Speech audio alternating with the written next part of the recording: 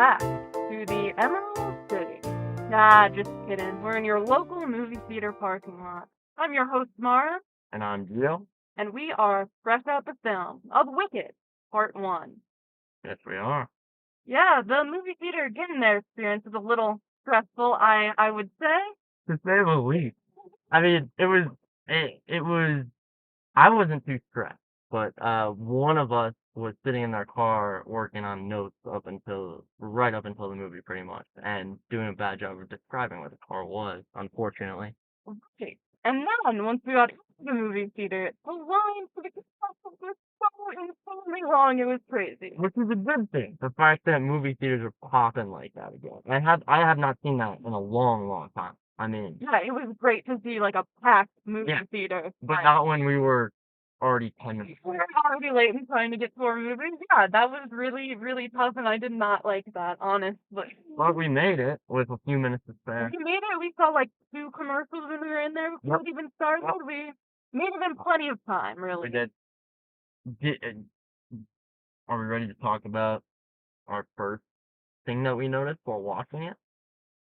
Or maybe more while listening to it? Oh, yeah, our first big problem that we ran into. Unfortunately, the volume was pretty fucking low It was in our so quiet. It was unbelievably quiet. I mean, it was, you could see, I could hear the guy next to me breathing. It was that quiet. Yeah. There was a time where you, like, opened I think it was the first time you opened your iced tea, and it, like, echoed across the theater. But that makes a loud popping noise. Yeah, Quietly. It was like no one warned the Wicked came on and it was just fucking quiet. yeah. Like it was like it could be boom and it could be you know? 'Cause I love that feeling. Yeah. Like, really getting stuck. Now, We're doing the real theater, you know? exactly.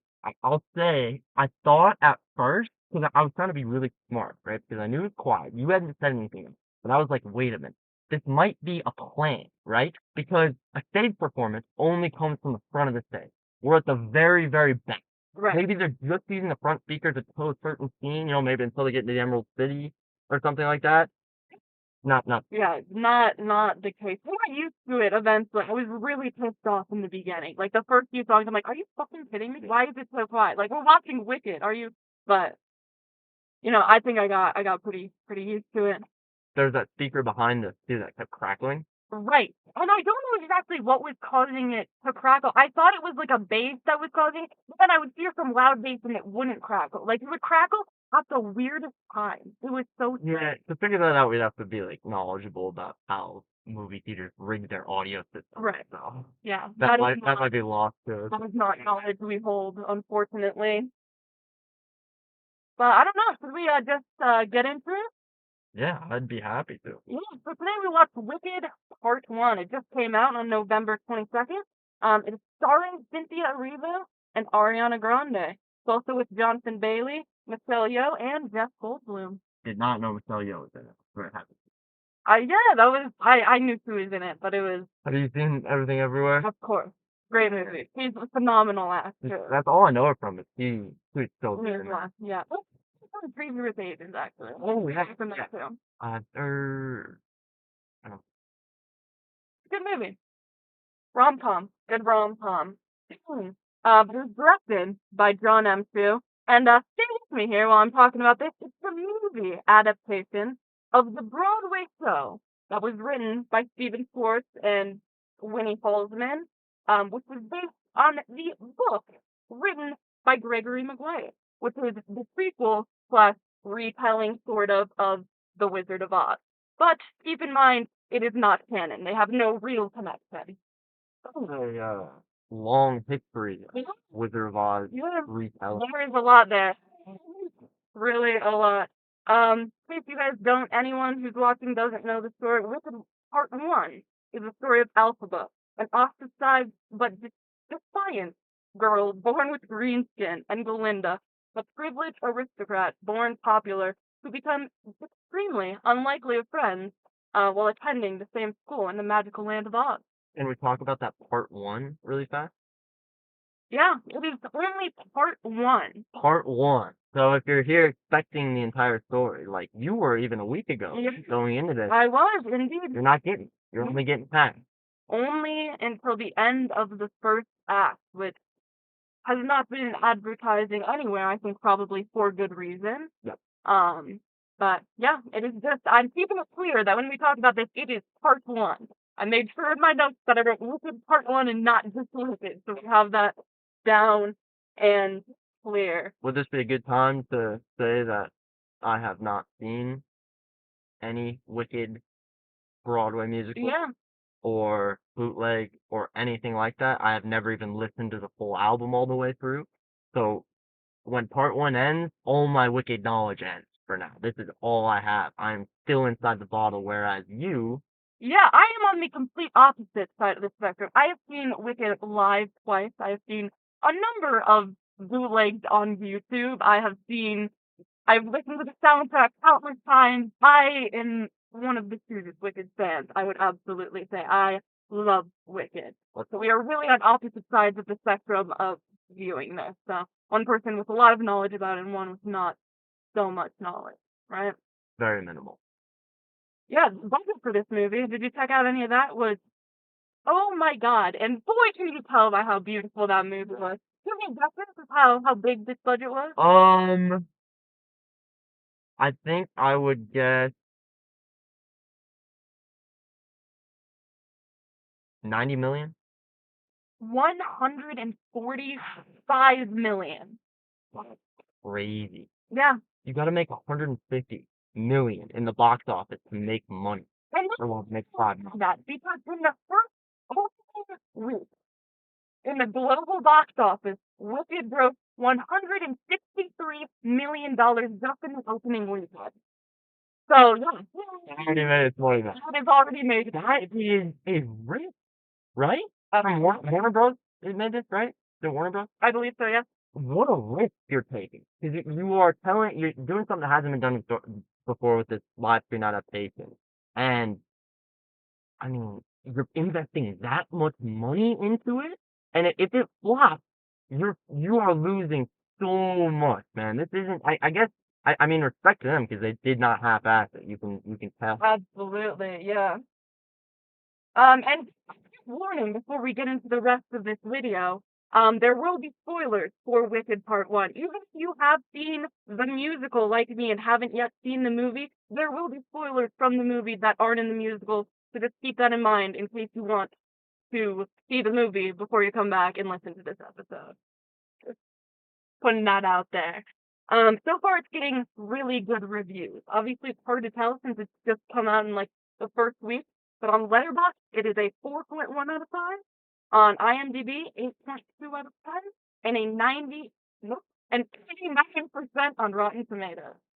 So That's pretty good. What was IMDb again? IMDb it was a 8.2 out of 10.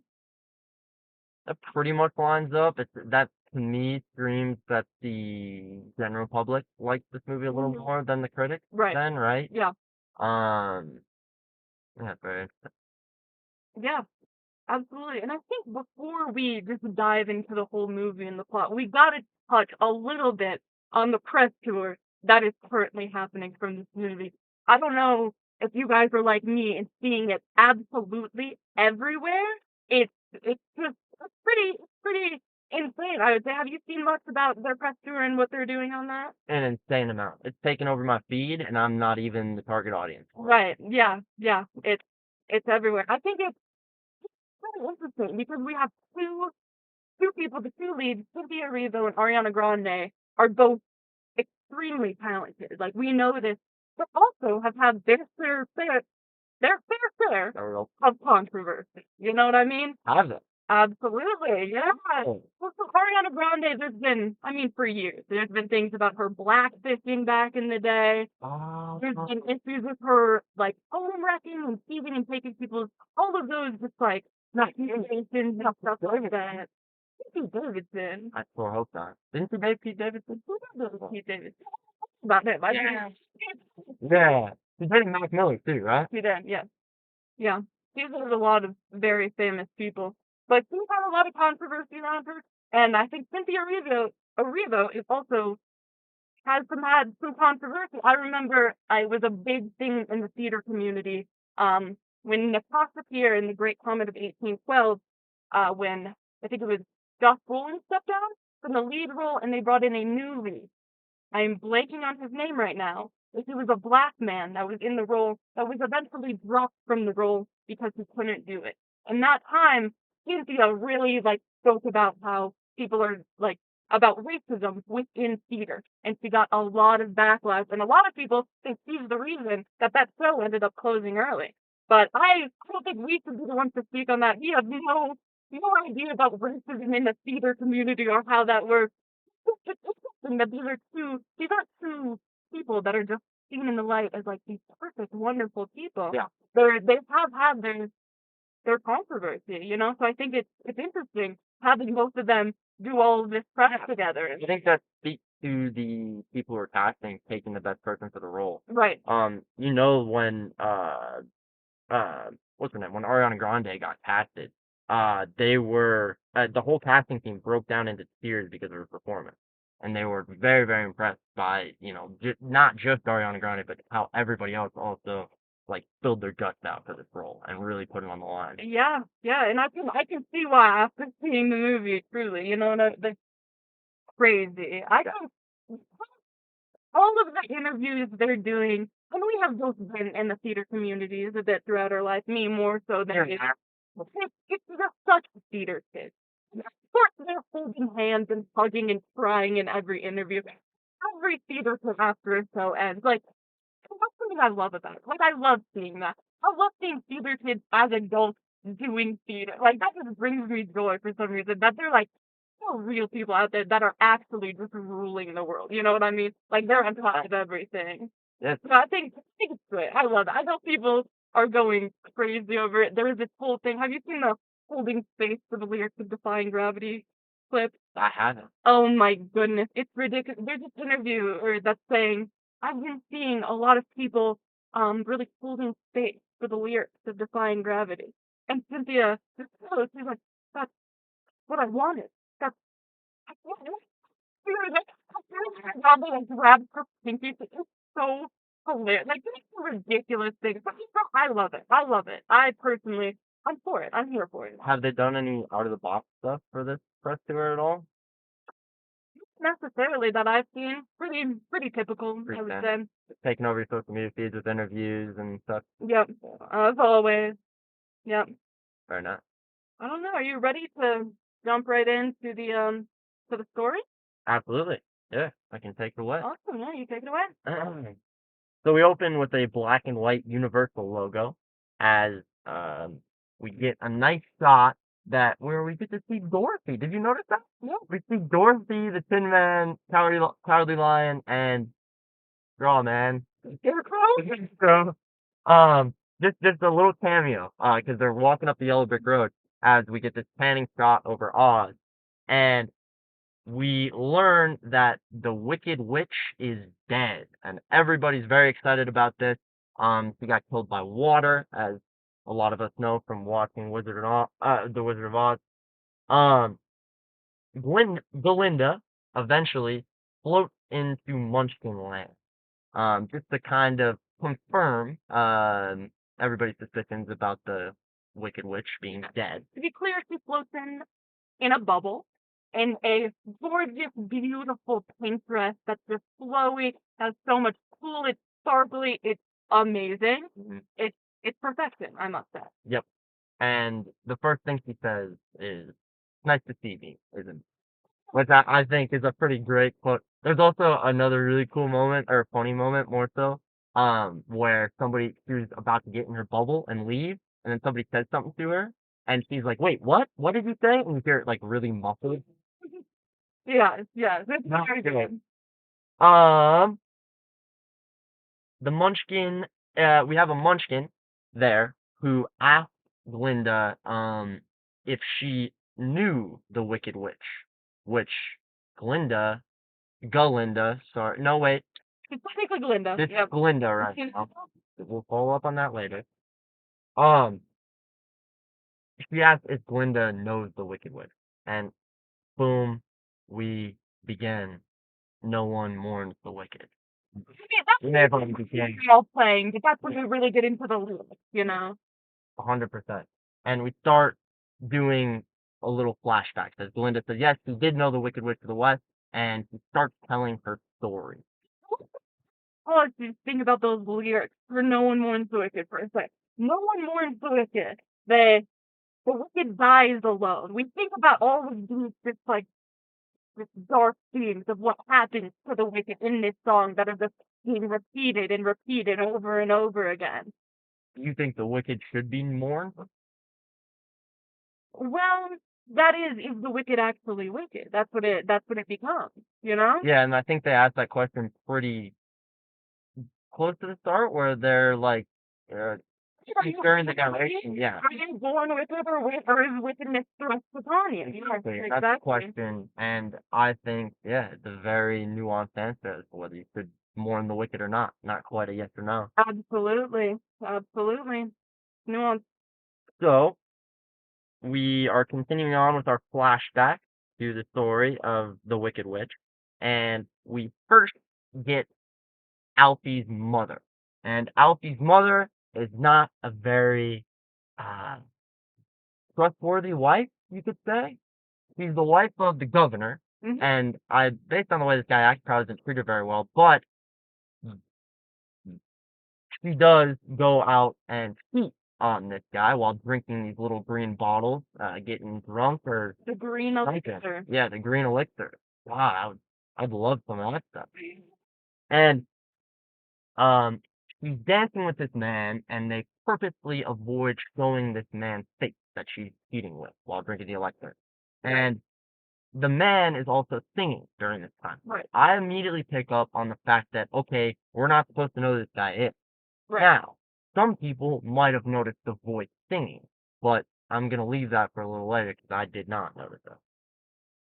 So, the man's face is not shown, makes a baby with Alfie's mom, which obviously ends up being Alfie. And everything is pretty normal with the birth, except the baby comes out green. And the dad is appalled. He's appalled. He immediately sends her away, and she like does some magic witch stuff as as baby Alfie already. Right. And he is then gone to be raised by the nurse of the hospital, who's a bear. Yeah. And does she have a part in the film? He does not exist. Okay, so I was like, she had no part at all. I was like, okay, we're gonna get to see the Alfie's childhood with the bear. She got like one line. We'll see it in the book. The book is something that I have never read personally, so I'm not sure. There could be elements from the book that were added that I'm just not aware of because I've never read it. I guess that makes sense. For me, so maybe it was a good shout that they added her in there, the bear. Right. But for me, it was just really weird because I was like, oh, look at this big cuddly bear. And then, oh, Maybe humanity towards the animals yeah, is what I was thinking. that's 100% Absolutely. not a character in the book. That's what it's doing. It's trying Mhm. further, which I didn't really need. I don't know about you. I would have been like, even if he wasn't ready by now. He is like in in Oz universe, it's a minority as well as the animals are fans. Yeah. And she also makes friends with that goat professor so fast. Right. So, who knows? But, uh, we watch Alfie grow up, and we learn that she also has a sister named Nessa Rose. Did I get that right this time? Nessa Rose, and Nessa Rose is in a wheelchair. Now, is that something in the stage show as well? Is Nessa Rose in a wheelchair? Yep. Interesting. And do you know if the actress playing Nessa Rose actually uses a wheelchair? Yes, I did find that out. Yeah. That's fantastic. I'm not completely 100%, but I'm pretty sure he has played Nessa Rose before on Broadway. Oh, really? I'm not completely sure. That's even better than Yeah. that. Well, Alfie and Nessa Rose have a pretty close relationship, at least we can see through Alfie that she cares a lot about Nessa Rose. Protective Yeah. over her younger sister. So Yeah. the kids walk up and start making fun of, I think, both Alfie and Nessa Rose. I don't know what they said. Oh, who they were making I was like, what do you think? It was like, it was a weird insult, I remember. I don't remember exactly Right. what. But Alfie gets pissed. And this is like early on, we get to see that a lot of her magic seems to be controlled by intense emotion. Right. In this instance, it's anger. And she's sitting there, she's clenching her fists, moving her hands around, getting all mad at these people making fun of her sister. Her sister's crying in the background, the tension's building up, and she throws a bunch of rocks at the kids. And it kicks off all their heads. No, it just like barely hits the kids, and then they run away. In the stomach. Yeah. Tiny little head. And honestly, I thought it was gonna be a lot worse, like, you know, damage and things. So I was like thinking of who knows how many drops he got. I was like, Small rock for each child. after giving that little bit of backstory to Alfie, we fast forward to when Alfie and Glinda meet for the first time. So Glinda, Oh, go Linda. here, Sorry. she won because we're going back. I was forward. It's gonna get confusing. This is Belinda. Yep. Same person, different name. With a gun. Belinda. She is the first to arrive at the quiz school for logic and two other things that I couldn't quite remember. But it was just some of the like most eccentric subjects you could have thought, like just things that honestly would probably be better than actual degrees to an extent. Right. Or just like so like, you know, engrossed in like magic and you know, just the world of Oz Yeah. in general. When Alfie arrives there right after Glinda, everybody turns and stares at her. And this is, you know, not very surprising because Alfie is green and looks very different than everybody. So everybody can't freaking handle it. Yeah. Including Glinda, who at least goes to introduce herself, but she says something along the lines of, And you're green. yeah, just a very like mocking tone. She says you're green, and then Back here with the I am? yeah, that's a good reciproc. Yeah, that was perfect. And I think Delinda also said that she felt sorry for Alfie at a certain point. Like, I feel sorry for you because you're. Yeah. That's like obviously not what Alfie wants to hear. That's So uh these two are at the school, and Alfie and is here only because of her sister. Clarabelle is the name I want to use. Nessa right. Barrett. What is her name? Nessa Rose. She's only there because Nessa Rose is there. Nessa Rose is the one enrolled in this school because the governor, who's the dad of these two girls, wanted his favorite girl, who's not green, to go to that. Which is different from the musical. Oh, Enrolled in club only to get into the school at this point. So there are elements that aren't in there, and that is one of them. do you prefer that? Oh, the magic that gets her Yeah. seen by like I thought that was kind of yeah. that was cooler because I went to the and it made sense why Marable wanted to bring her in immediately, you know, instead Yeah. of like testing out Belinda's abilities or something. Right. So I definitely enjoyed that. Yeah, me too. So since we're just about there, Alfie's helping out getting I never remember Nessa Oh my gosh. Nessa Rose. It's a weird name. I want to say Rose. Clarabelle every single time I go to say it. I don't know why. She wants to basically just wants to walk or push Nessa Rose to her class, make sure she gets in all right and everything because the governor wanted, the dad wanted her to, and also she wants to. Yeah. But there's some sort of conflict that happens, and Alfie ends up getting angry with Clarabelle. Oh my god. With Nessa Rose. She's not the favorite character. We're almost past it. It's fine. Hey, don't tell me. Don't tell me.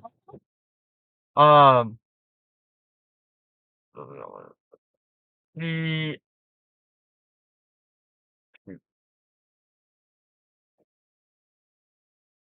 I lost my thought. So she was part of magic to happen. All of the Nessa Rose goes flying in the air, and all of the tables are going all crazy. That's kind of where we left off, you know? So she's causing magic at the school, and once again, the emotion that it's conveying that is anger, like the flashback story we saw once before. Yeah, and we also get a cool shot during this moment where there's this little like plaque kind of this stonework plaque on the wall that shows the Wizard of Oz, and it's celebrating himself or whatever. When Alfie crushes everything and her chaos making, that piece of stone falls down and reveals behind it there's multiple animals who apparently were the initial leaders of the school potentially or something like that. Yes. So you already see there's some sort of conspiracy going on with the Wizard of Oz. Animals from obviously, yes. 100%. I like you getting to the top. Yeah, but when that all happens, that causes obviously the attention of I'm blanking on her name right now. What's her name? Marable. Morrible? Marable. Morrible. Morrible? Morrible. I read Marable. Is there an A? It's an O. It's an E, according to Google. It's MORR. Morrible. I looked it up and it said Marable, but I'll go with Morrible unless we find something different. I could be wrong. Morrible takes Alfie under her wing after she sees this because Morrible, as we've just confirmed, is also a witch, I guess. A sorcerer of time. A sorcerer of time. So magic. Yeah, and she sees that Alfie uses magic and is like, hey, we're gonna get you in this school, and also I'm gonna give you a bunch of private lessons and shit. Alfie's very kind of happy with this. Glinda, who wanted this role, is not too happy, obviously. Yeah. Unfortunately, gets herself into a pickle and accidentally volunteers to share her room with Alphaba. Unfortunately. Yeah. Which is the first time we've seen that Ariana Grande played very well, I think. It was just kind of stupid the way she walked into it because she like raised her hand like she was, not knowing what was happening. Yeah, but it was I liked it enough. But basically after that, and then when Morble takes it in, we get the Wizard and Oz. And I just want to talk about those little stepping stones that were everywhere around. I would die to go to the school. It reminds me of a school. It could be in the Descendants world. Oh, absolutely. You know what I'm saying? Yeah. And like the little rocks that are in the middle of the water that creating pathways for the kids. Like obviously it's a complete hazard, but man, it would be so fun to like skip the class across those rocks. Yeah, absolutely. There's also a really cool moment where they showed her actual skin. I thought that was really interesting. Whether it was her actual skin or not, I'm not sure. But he is black, right? There's a moment in that song where she's talking about her skin color with the green, looking in a green mirror, and the lighting switches, and we get a much darker green, which to my eyes formed into what I thought was her natural skin color. I did not notice that. And I was like, whoa, that's a cool moment. I see what they're trying to do there. That's cool. I very much like bringing attention to it. Plans there too. And the green skin is reminiscent of Black people in our community, obviously. So I think that's very cool. I didn't pick up on that. Yeah. That was a nice moment. Yeah. Morbo rooms Glinda and Alfie. Glinda's got bags for days. From all points, of course. All things, they all have this specific little cursive G on them. And it's so great. I just wonder, like, man, her parents bought her so much stuff. I like, that's insane. Because, like, unless their parents' name starts with G, this had to all be, like, personalized. Yes, all monograms. That's crazy. Yeah. So, they are not getting along very well because Belinda kind of took up the whole room. She thought she was staying alone, but she's also just kind of being a POS to Alfie. Yeah. And Absolutely. only gives her a little corner to sleep in with a little note on the bed that says, "It's nice." Which Belinda repeats, of course. She talks about how generous she is of a roommate for doing this for her. Oh, man. So it's Would be so good. so great. So the two go on their separate sides of the room and start writing their letters to their parents. And this begins, what is this feeling? Before they start that, we have a little more of them writing than we've ever seen before in the music. Ooh. So I really like we get to see the personality and the style in the letters that they're writing. You see, Glinda is writing in cursive. She's writing with like exclamation marks and like hearts and all of that. And you can see Alpha's writing is like very straightforward periods, very just like all put together. It's just a complete show of their personalities and their relationships with their parents and how different they are, which I think is wonderful. It's not great in the song, obviously, but I think it's great to have that right before that song to really be able to see that. And I really loved how they were able to do that. Yeah, I didn't pick up on that, but that was cool. I was too busy laughing at just the differences in how they started their letters. Okay. But yeah, that's a really cool detail to pick up on. Yeah, but then we get into what is this feeling? What is this feeling? Which I personally love how they did this because obviously the song writing I love go for the low like over and over again. Yep. Like they're obviously jealousy and back and forth in the rivalry. I love how they really show that through the scenes. They show them fighting over the room. And then they show them like kind of like going at it in class a little bit. I love how they really showed those like They're different cutting between those different scenes with the, being in different classes or being in the room, and also they're cross-cutting with fighting with sticks.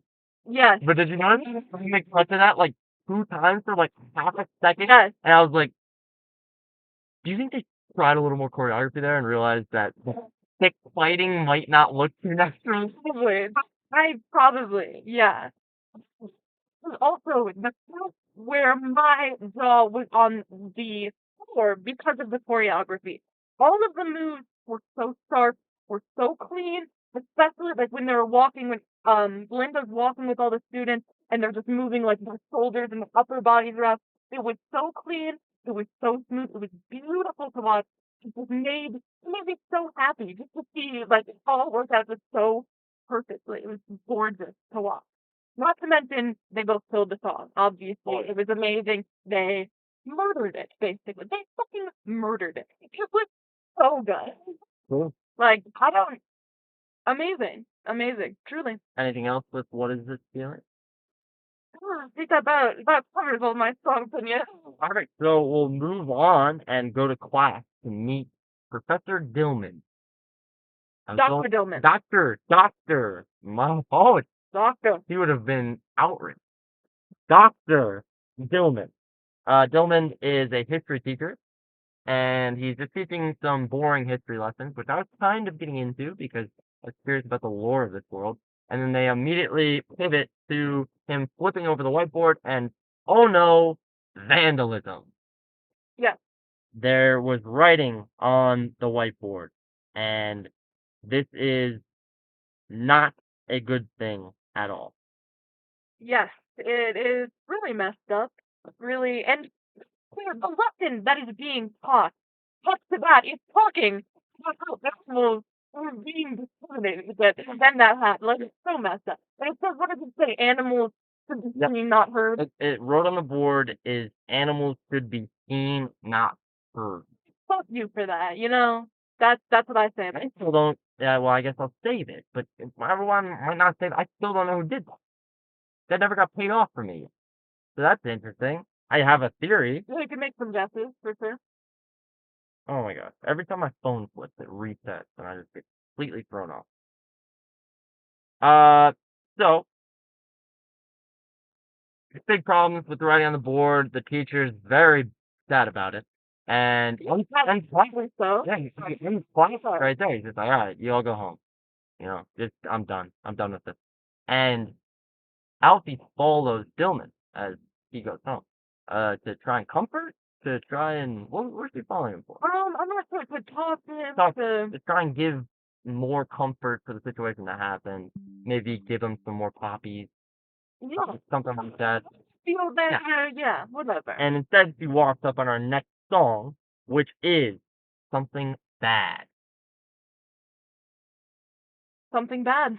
Yeah, this is a great song, honestly. It's scary, it's dark. I love it. And it's talking about very dark things, about the animals are being taken away, being put in cages, all of this awful, awful stuff. Losing their ability to talk, which is Yeah, pretty big problem because animals in this world, up until this point are just like human beings, pretty much. yeah. Especially they seem as smart as human beings too, based on Dolman, is that his name? Dillman? The goat house is like really well equipped and put together for a goat specifically. Like he has Yeah, little pedals and things. Same with the classroom that just kind of move the house around. So it's obvious that these are the smart animals. They're intelligent, right? Probably as smart as the humans and the munchkins and the other more humanoid creatures in the world. absolutely. Yeah, So yeah, this is a very big problem. yeah, Alfie absolutely. feels more bad about this, obviously starting to catch on to a little bit of a conspiracy happening, Mhm. and has a little moment with Dillman, but then eventually walks on back to Yeah, I agree. It'll be fine. We have a wing. That's we solve the problem. Let's deal with these problems. We solve them. We take them to the wizard. It'll be fine. and if Alfie can talk to the wizard like we talked about in that song, then he might be able to solve this problem. Exactly. Yep. Simple. So it seems. So Alfie sets out to walk back to Stiz, and he instead gets knocked into by a horse, and we meet Fiero. Fiero. We meet good old Fiero. And just, I must say, we're going to talk a little about the characters later, but from the second that Jonathan Bailey as Fiero stepped on screen, he was the absolute perfect Fiero. He had it all. He had Fiero qualities to a fucking T. It's just, it was there. It was all there. Really. I wouldn't know, but I liked him a lot. The first thing I noticed about him is the fact that he seems to be the only human being in this entire world that has ever looked at Alfie and not been like grossed out. Yeah, not been like terrified by her. Absolutely. Seems like a stretch, I will say, Right. but Yeah, I was like running away from her. yeah, it's over the top. It's over the top of it's supposed to be, and this causes Alfie to instantly fall in love with the guy. Maybe not instantly, but you start getting some feelings. It's the like big banter, like You got some energy. yeah, Energy going. yeah, But luckily for Alfie, with this energy that she has, uh, Fiero? yeah. Fiero is coming to their school, He is. which kind of confused me a little because I thought he was like a prince at first, coming for a visit, and then he was like there to go to school actually, and I was like, wait a minute, why does this guy get to school mid-semester? Oh, it's out of enough of them to know, Oh, yeah, kicked out of school and I got thing. Yeah, when he first gets there, he's like, "I'm gonna get kicked out of this one," and she's like, Glinda's like, "But I'm here," there's that whole little yeah. talk.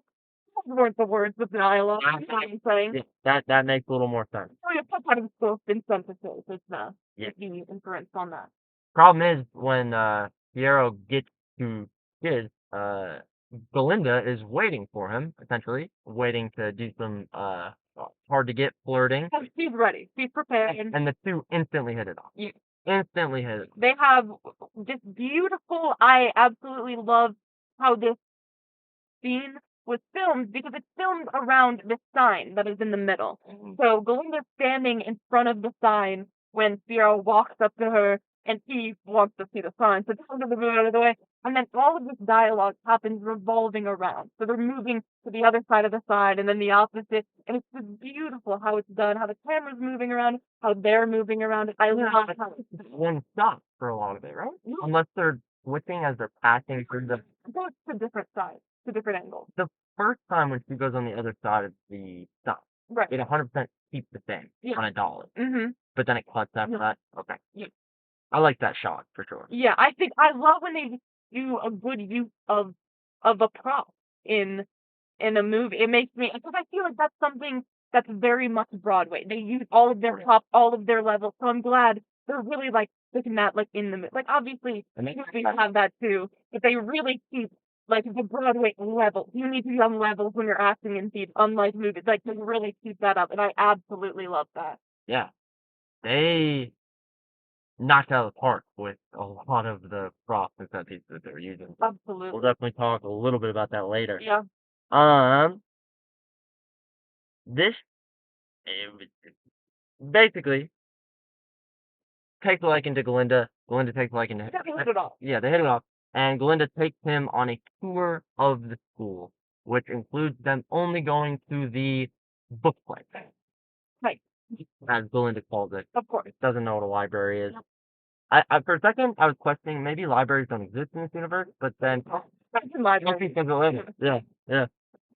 Well, I didn't. There's some weird stuff. They do things with words in which I didn't know. That's So so they true. like an extra eos or like an extra like weird ending. Like, some words together. Yeah, they do. Like if I was to say like I'm furious, I'd be like I'm furious. Yeah. They're taking like they're at the book play, and this is where we get what seems to be your favorite so far since we got out. I feel like Yes. dancing through life. Yes. I'm so glad that we are at this point that we can talk about dancing with life because I think through life I have a lot to say about it. Truly, I have so much to say about it. Once again, like what is this feeling? The choreography was amazing. It was so good. The way Jonathan Bailey was flicking the book open on the fucking like desk and then standing on the and dancing on the book. It was so beautiful to watch. It was so smooth.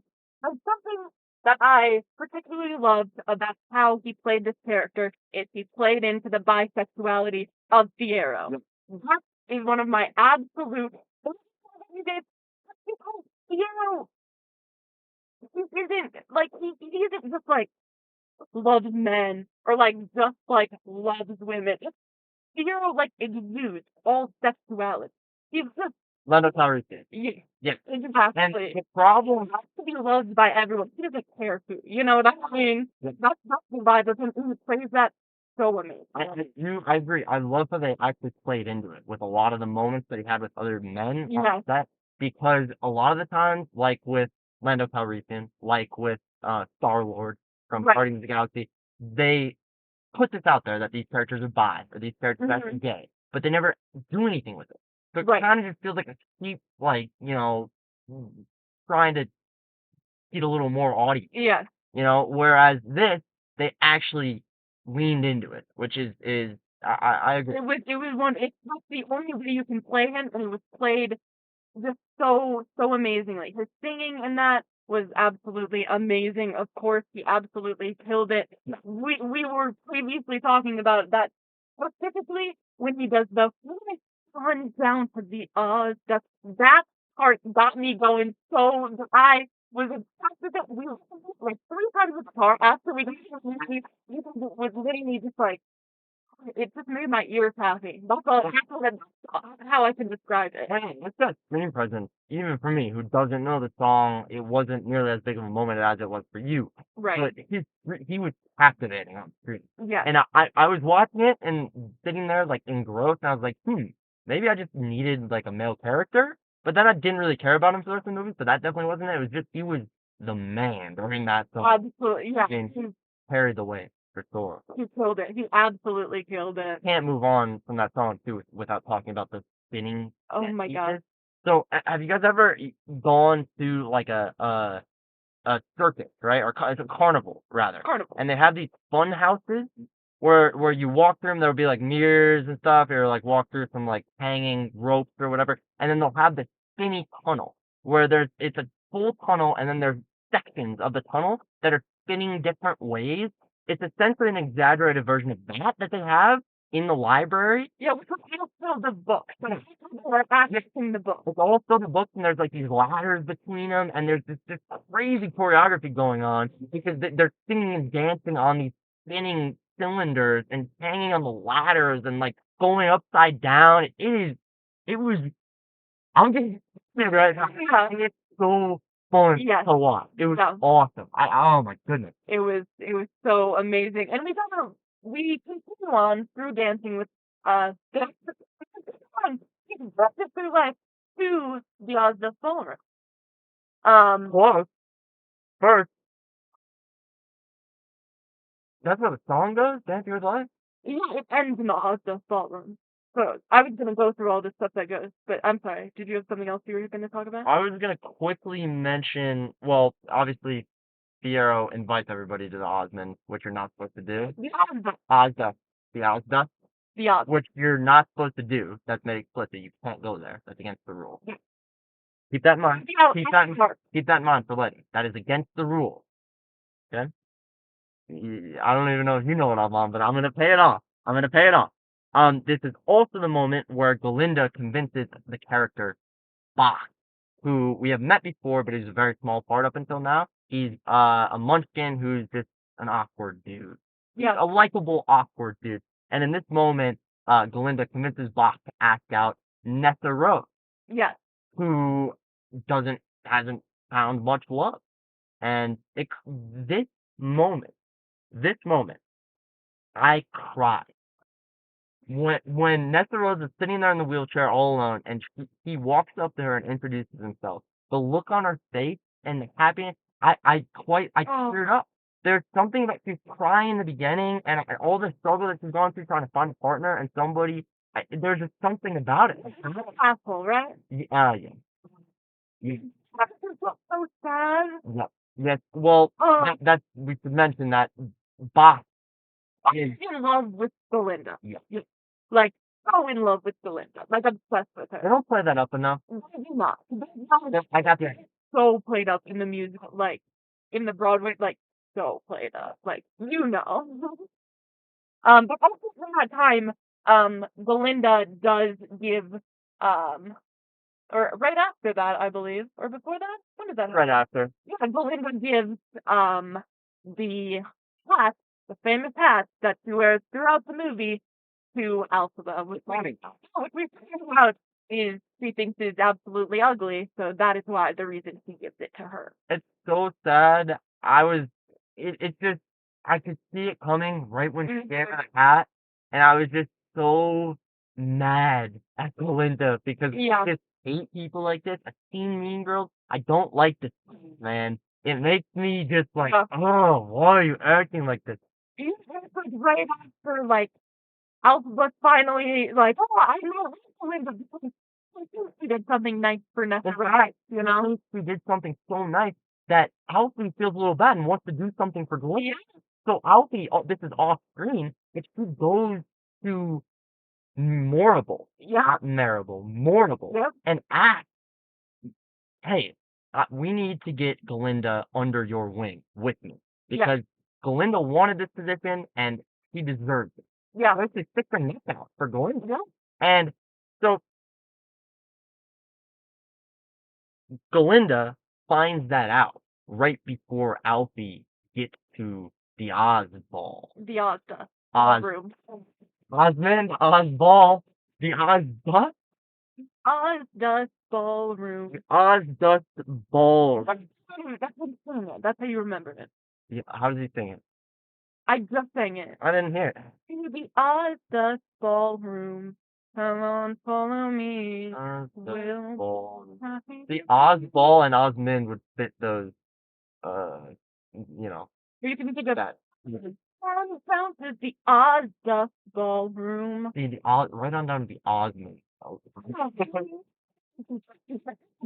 You know? You gotta to the Ozda Ballroom, you know? Yeah, but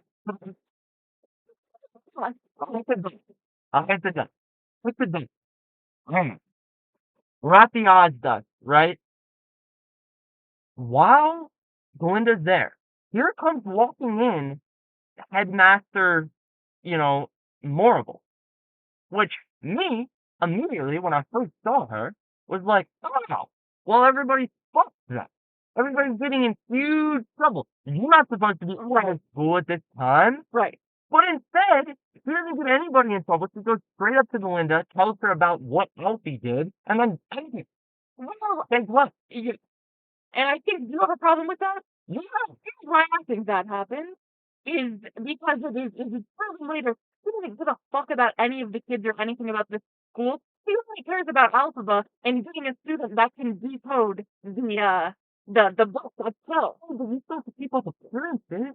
There's so many other people at this stadium. Imagine if any of them see, oh shit, this is a headmaster who or whatever she is, the principal of a place who decides to just let their kids walk about at night and go to random balls, and like that's not a good look on your school. Yeah. You gotta keep that in mind. Yeah. Is he like the principal, the headmaster of the school? I don't know. That is not true. He's the only authority figure besides that. He's as prominent character in the really. Yeah. He's the only authority figure besides that, like. Right. Authority figure. Yeah. Oh. He's the greatest showman. He's the bearded lady in the Great Dragon. Why? He was great. What a small part, but he was great. Yeah. Everything he was so good.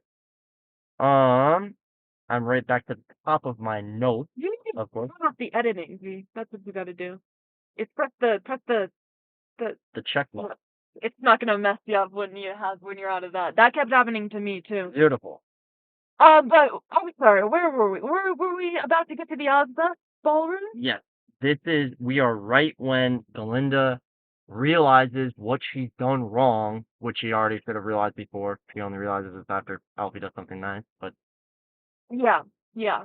She realizes what she's done wrong and watches in horror as Alfie gets ready. Oh man, she's so excited. She puts this hat on and looks in the mirror and is like, wow. Finally, I'm making friends here. Oh, I get to go and like really be myself. I trust Belinda, style. So yeah, I'll go and wear this hat. And she's so excited walking down the stairs, waiting for everybody's reaction. And she gets faster. Yeah. Everything goes silent and people just start laughing. And there's that really bad like ad lib with the girl going, "What is that?" Did you hear that? That I would say is like my least favorite scene in the musical. I think every time I'm watching it, I'm like, I don't see the scene, and then I watch that every single time. That was this movie. They made it so fucking long. Oh my god, it would not have. I was just stop it. No, it was so strict that, and this is something that I didn't know, but basically, Alfie walks down and first he takes the hat off, sets it on the floor, and everybody's still kind of laughing at her. But then she decides to pick the hat up and start doing these odd dance moves. And I didn't like expression, so I was like, all right, I'm with this. This is fine with me. He's just going. In fact, I think there's another one of those ad libs or those whatever that's called, where somebody interjects music or anyone. Stuff like that. It's really interesting, like it's stereotypes. Oh. Like, wow, you can't really tell what anyone thinks. And Glinda goes, of course he does. He's just pretending. Yeah. And that's a really powerful thing. Glinda knows that feeling all too well. Wow, I almost said it as a throwaway line. I know. Yeah. So Alfie's putting herself out there, has the hat on, she's doing these weird dances, and here comes Glinda. And this I really respected. I hated Glinda up until this moment, but she has this opportunity to realize what she's done wrong and do something about it. Yep. And she could have just sat there and watched Alfie make fool of herself. That'll be it. Keeps her status, keeps everything, but she puts her social status on the line and walks out towards Alfie and starts dancing with him. Yep.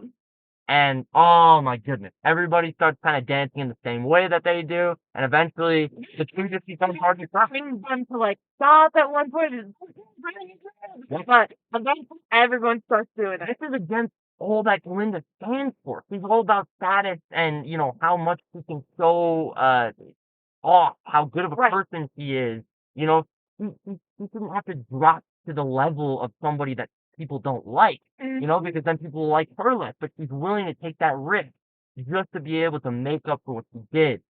That is commendable. Yeah. I would say. Absolutely. Yeah, it was I can't see the loss. It ended out great. It ended out Yeah. strong and wonderful. Now the two are best buddies. And now the two are best buddies. They're great. They're very happy together.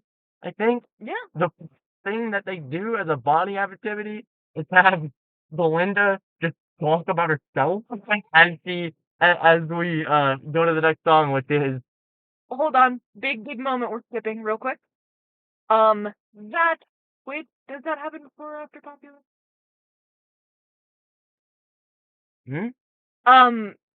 Before that happens, they tell each other their deepest, darkest secrets, right?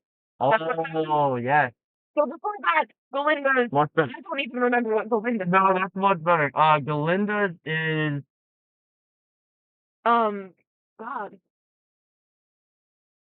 Oh, that's Mary Spear. and Sarah doesn't know that yet. No, that's not Mary him. That is her biggest secret. And Elphaba says that her dad hates her, and then we find out the reason that her dad hates her is because when she was born, obviously, she was green. Mhm. So when her mom was pregnant with her sister, Nessa Nessa Rose, Rose. she made her eat, what was it, milk No flowers. milk flowers every day, all the time, which caused Nessa Rose to be born prematurely, and her legs were unable to work, and also caused their mother Right. to die. And Alfie sees that as her fault. Yeah, because her dad made her mom hate that because she didn't want their other daughter to be green like Alfie. Yep. So, my apologies. This is a very unfortunate and a huge moment there. Yeah, no, they did not immediately skip to Glinda giving Alfie a makeover. That would have been very sloppy. Instead, they had bonding, actual bonding that's not just, reciprocating dances. Yeah. So that was great. And then we get Popular. You're gonna be popular. There's like 2 or 3 songs that I knew from this. This was one of them, and this is one that I love. I love. And again, I'll touch more on Ariana Grande as Belinda, but she fucking told us that it's prominent in this song that she has Yeah. Belinda down. She's got it fucking nailed. Comedy is Yes. the biggest part of it. All the stuff she's doing to just like when she does a sigh or something, to like kiss her hand on the back. That's like, Her little dance. she's like so good and so on point. Her hair flips, or just like purposely getting herself in the wind so that she looks majestic. Her dress, like back Yeah. and forth, like everything about it is absolute perfection. It I is. would say. And she just continues to kind of bounce around the room as they're singing this song. Yes. And just, roll off things, slide off things. Just, this is Ariana Grande, man. She's on fucking stage right now. Yes. This is a performer. A performer. Round into it, like all like she's everywhere. Now, Swinging from the chandelier. she's doing it all. Nice Yeah. ballerina pose as the chandelier swings her. Good. Oh my goodness. But I do have one problem with this whole thing. This is what I like to call the Princess Diaries problem, which is you can't just take somebody's glasses off and bring their hair down, or in this case, put a flower in their hair and then say, "Whoa, now you're pretty." Yes. You would say to the so that that is That's not, yeah. No, oh my god, I hate that so much. I hate that so much. no, I know. That trope is used all the freaking time. Do you remember Kelsey, the piano director in High School Musical? And with her, I think that was the first time I saw it. Oh my goodness. Big stereotype. That's something that happens in not another teen movie. Have you seen that movie? I have. Every single like teen movie like that, and it's like now she will take off her glasses to realize that she's actually already pretty. Okay, I didn't like it. So Very weird. funny. It makes fun of literally like Yeah. every like 90s, early 2000s, 80s rom-com. That's Great cool. recommendation. I haven't seen it. I do want to quickly say at the very end of that song, which is time, by the way. Oh my god.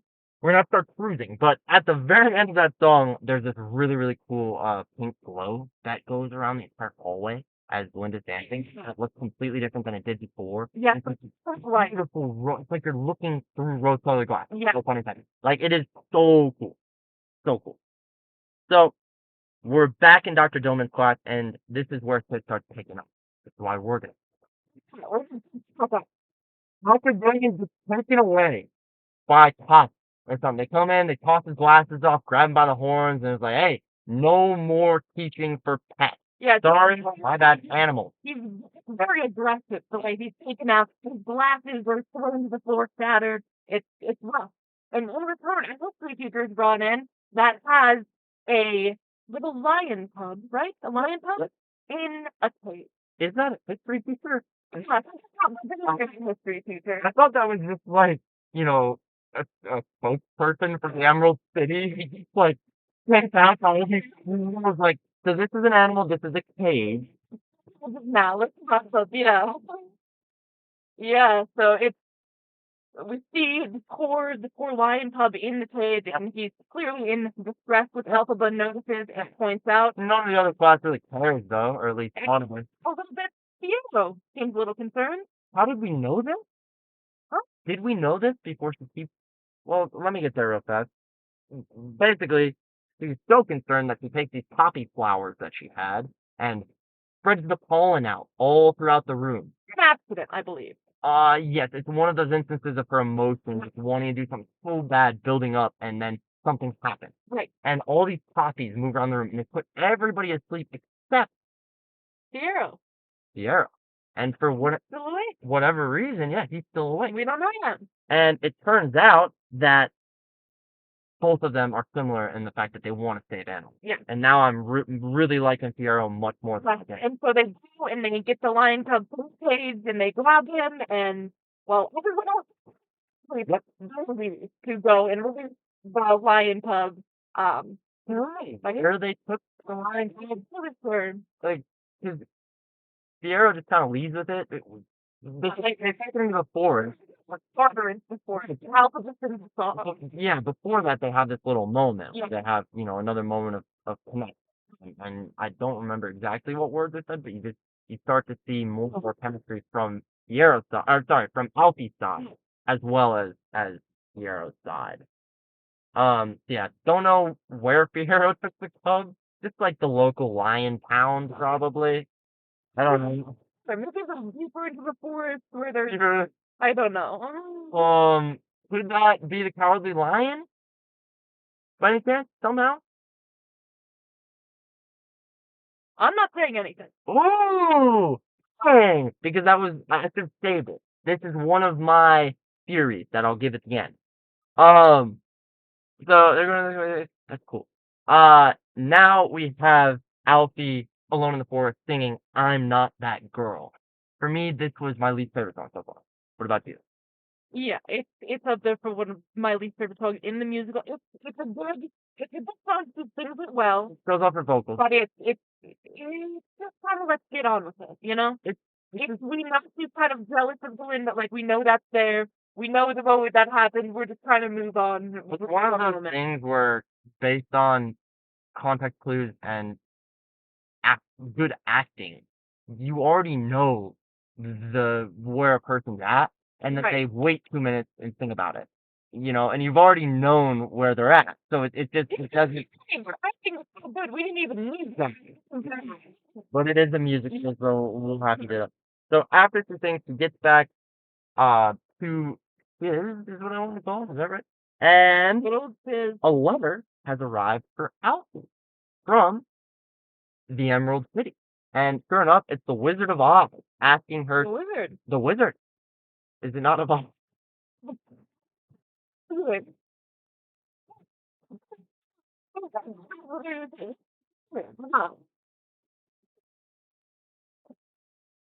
Well, we get this letter, and it's basically just inviting the Emerald City. At the bottom, it says something along the lines of "Do not copy receipt" or something like that. It's just some non-transferable.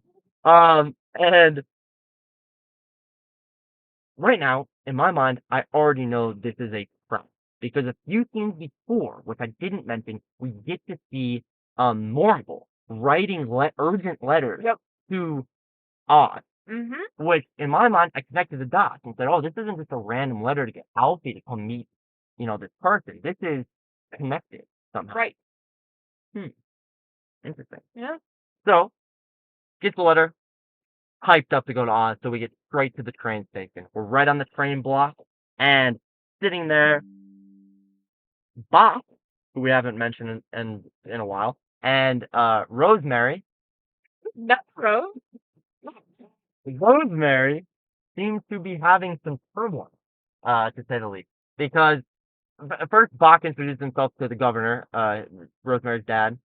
That's Rose. That's Rose's dad, and that goes well. But then, as Belinda is proclaiming her new name, Bach is caught staring at her a little bit, and Mm-hmm. the Nessa Rose wheels herself away, a little bit angry. Yeah. A little bit angry. Rightfully so. Yes. But luckily, Bach was the right guy in this situation because this is a big moment. Belinda, which we have known the spelling to be Galinda up until now, out of respect for the goat professor, changes her name to Glinda, which was the pronunciation that the goat professor had. Yes. So, Glinda, the goddess silence. again, who wrote the book? That's Glinda now. Pretty big thing. I mean, Oh my God. her name. That is her name. Are you telling me if all of a sudden it changed my name from Tiny? I'm looking for real right now. any other human being that's not Belinda. He actually walked past Hero and Alice was immediately after that and goes, "Why did I just do that? That's my name." Because he wants to be the center of attention. He is. Because he cares about this professor at all. He doesn't care about the professor. He only cares about Hero and Alphabet. He doesn't care about the professor. He doesn't give a fuck about him. He really doesn't speak on him at all. But he's not trying. With something that is pretty close to her, which is a no. He has all the attention in the world. He's doing that to prove to her. He has all the attention in the world, yet she still doesn't have enough attention for herself. He's doing that because he just wants more attention. I think you are crazy because that is not some act of kindness. That is her just being a little selfish again and wanting it to be about her. And she wants to be seen in the good light. She wants to be the person that everyone looks at that is the saving grace. You know what I mean? Yeah. That. But she does most of the things that she does. I can go with that. I want to give her character. Goes to that. No, I want to give her character more points of, positivity rather than just her physical comedy and her little style. Like, literally, that is the only reason I like this character pretty much. And the fact that she danced with Alfie at the, ball. That's it. So if there's not these moments. The only moment that we see her doing something that isn't for other people's attention. That she actually feels bad for someone. That example of her doing that at the train station is not that. Okay. I die on that hill. Just telling you. I think I'm with you. I think I'm with you on it. I think it's a bit of a stretch. I was trying to stretch it. I don't think I can stretch it.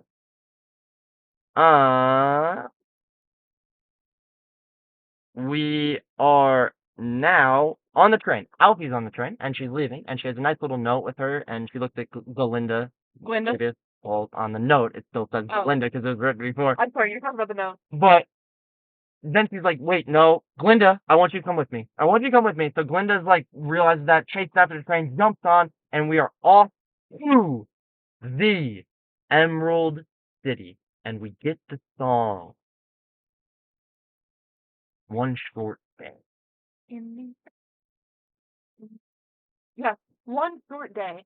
A phenomenal song. We actually start the song as we are on the train, correct? Yes. That's when we start hearing the beginning of the song. Have you seen Zootopia? Yes. I got full-blown Zootopia. I Man. On that train, whatever the song, I think Hi Everything is saying. Whoa. Yeah. Yeah, dude. That was the vibe I was getting there. One Short Day, they beautifully. They did it. We're in Emerald City. We're seeing a little bit of them on the train. We're seeing them see all of these different places, like the spots of all of these different. You were talking a little bit about the set on this one before. What was So I'll get into the specifics of the set a little bit later, Mhm. but basically, you see big towers. It's a huge city, and with one kind of taller tower in the middle. And as you're walking in, a lot of like you're on the ground level, so the camera kind of keeps you at that level. So Right. you're just seeing like the shops and the options for food or just clothes. There's a stage performance as well that's around, and everybody's singing and dancing very strictly choreographed to this song "One Short Day." And it's this whole it's just them experiencing the day life of Emerald City, getting their little Yeah. green coats on, and so they sit down finally to watch this show that I was talking about, and here we have our first cameo, and I think maybe a couple more that I missed because of the way they put emphasis on these people. Yes. The one that I knew for sure was when the stage rose up. Basically, the stage show that they're watching in the film is a story about Oz, and it talks about these two. I didn't really understand what the story was because I was just so caught up. Figure it out. That's going to be, basically. But there's these two witches I keep wanting to call them, but it's Glinda. So like spiritual ladies. These these are like powerful women, is what we call them. Um, walk out onto the stage, and me and you are up in arms, right? I mean, we were sitting there looking at each other like, what? What? I mean, What the fuck would it happen? But I laughed.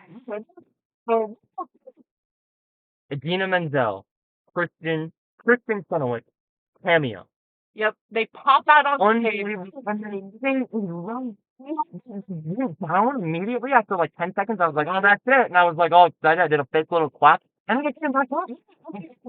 Beautiful shot of the Dream House with Cynthia Erivo and the shot of Ariana Grande with Oh my God. kind of It's this beautiful two shot with both of well, I guess it would just be kind of like a wide angle shot with both Glinda and old Glinda. original Glinda. Yeah, original Glinda on the left, and then Alfie and original Alfie on the right. It is so cool. It is so cool. Which one were you watching? I was watching Idina Menzel. I was watching Alfie as well. So I kind of wonder what's happening with Glinda. But Glinda, that'll be in our watch tomorrow. I did see because I put it right. Ariana Grande mouth really bad. That was so great. Oh my goodness.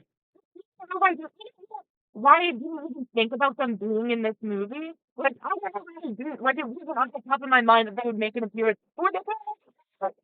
You know, you want to know who I thought the blonde girl next to Idina Menzel was?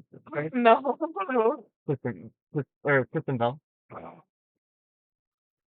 Anna Nelson. Blonde girl. So I was like, oh, what a cool girl. I was like, wait a minute, that is not like Anna. Oh, What the hell? you know who Kristen Chenoweth is, right? Well, only from that role. Like, you had to tell me afterwards that was Kristen Chenoweth. I knew that was.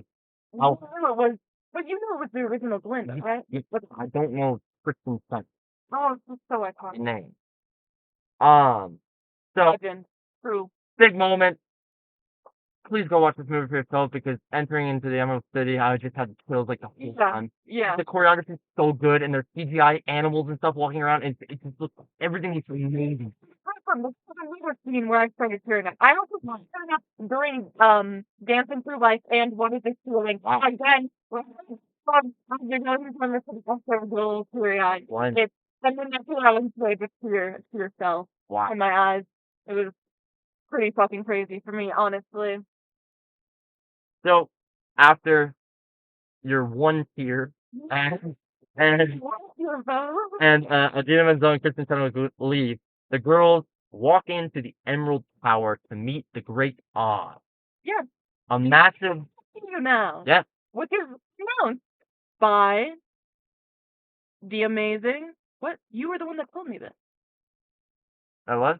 Stephen Schwartz? Oh, yes. Stephen Schwartz, the original, who wrote the music for Wicked. How about that fact? He is the one that yells "Blizzard will see you." Yep. Which is a fun cameo to have in there as well. I feel like they had a couple more of those. Like, who's the guy who introduced Idina and Kristen? I don't know. he was somebody, It definitely could have right? been, yeah. Somebody.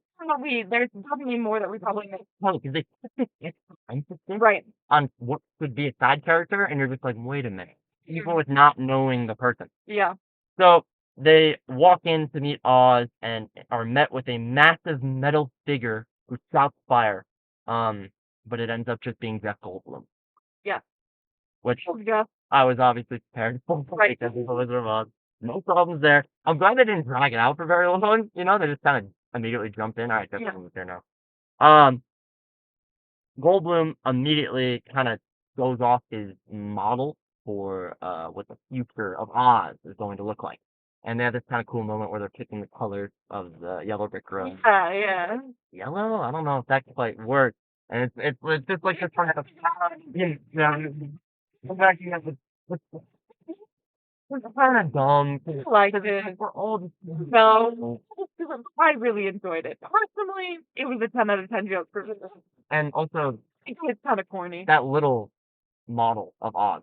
Gorgeous. Oh, yeah. Jeff Goldblum starts kind of walking on it and interacting with it. Yeah, kind of a. But then we get Centennial Man.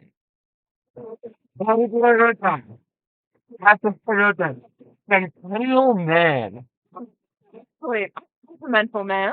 Centennial Man would do with the big Oz things, you know, the exaggerated. But yes, you get Sentimental Man. Mental man. Yes.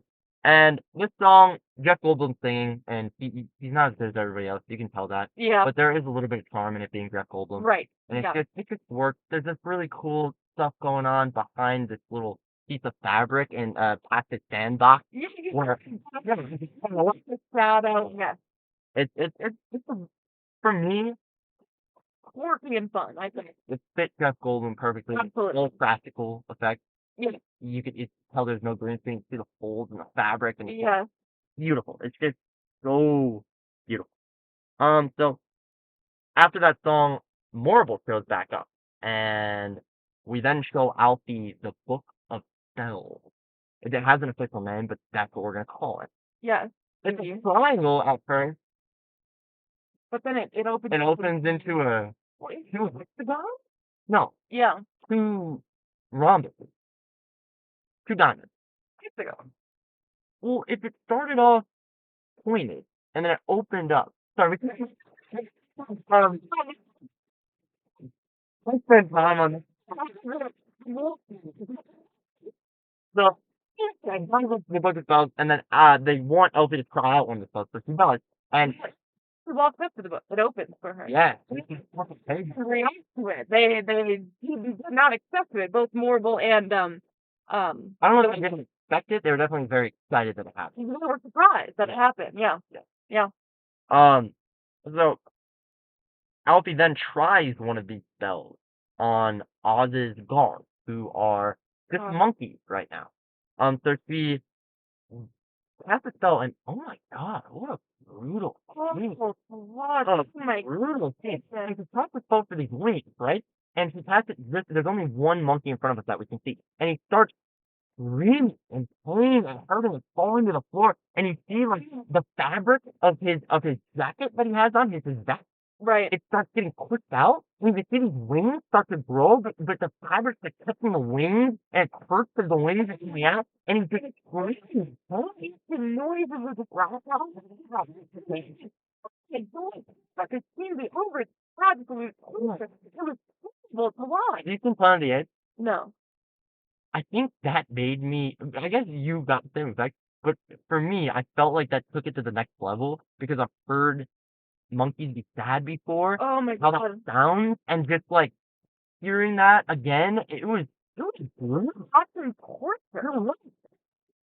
The little monkey.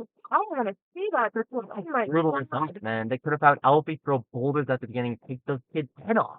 Just stop saying it. way darker. Like that's super fun. That'd be fun to read. Yeah.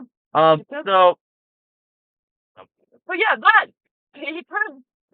He's clearly in a lot of pain, and Alphaba now realizes he's not able to undo the spell.